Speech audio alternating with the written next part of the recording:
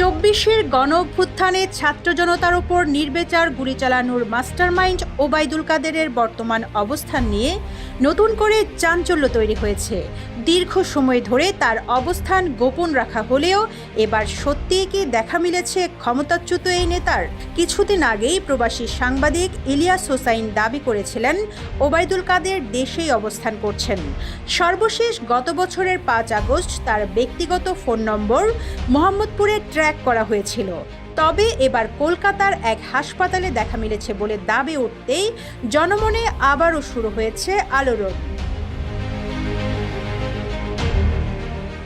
শুক্রবার কলকাতার অ্যাপোলো হাসপাতালে ক্ষমতাচ্যুত বাংলাদেশ আওয়ামী লীগের সড়ক পরিবহন ও সেতু মন্ত্রী ওবায়দুল কাদেরকে দেখা গেছে বলে এক বাংলাদেশি দাবি করেছেন। ডিজিটাল সংবাদ মাধ্যম সকাল সন্ধ্যার সম্পাদক গাজী নাসিরউদ্দিন আহমেদের ফেসবুক পোস্ট থেকে এই তথ্য জানা যায়।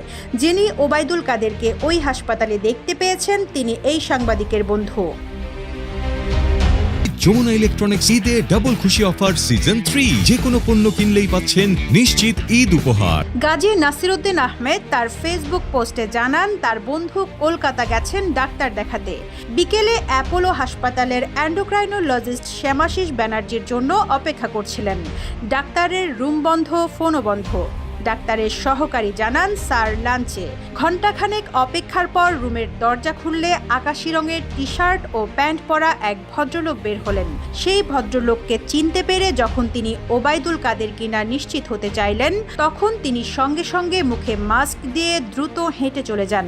বন্ধুর বরাত দিয়ে গাজী নাসিরউদ্দিন আহমেদ আরও লিখেন, ওবায়দুল কাদের মানে আওয়ামী লীগের সাধারণ সম্পাদক। তিনি এখন কলকাতায় আছেন।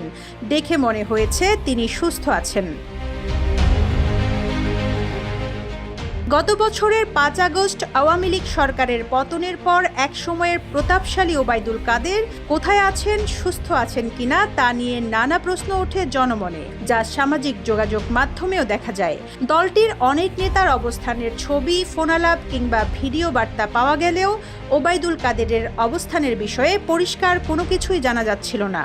তাতে গুঞ্জনের ডালপালা আরও ছড়িয়ে পড়ে। এর মধ্যে গত বছরের শেষ দিকে তিনি ভারতে পালিয়েছেন বলে কেউ কেউ দাবি করেছিলেন। একটি জাতীয় দৈনিকের প্রতিবেদনে দাবি করা হয়েছিল ক্ষমতা হারানোর পর ৩ মাস দেশেই ছিলেন ওবায়দুল কাদের। তিনি গত বছরের ৮ নভেম্বর শিলং হয়ে ভারতের কলকাতায় পৌঁছান। Rizwana Rinti, news desk, Ittefaq.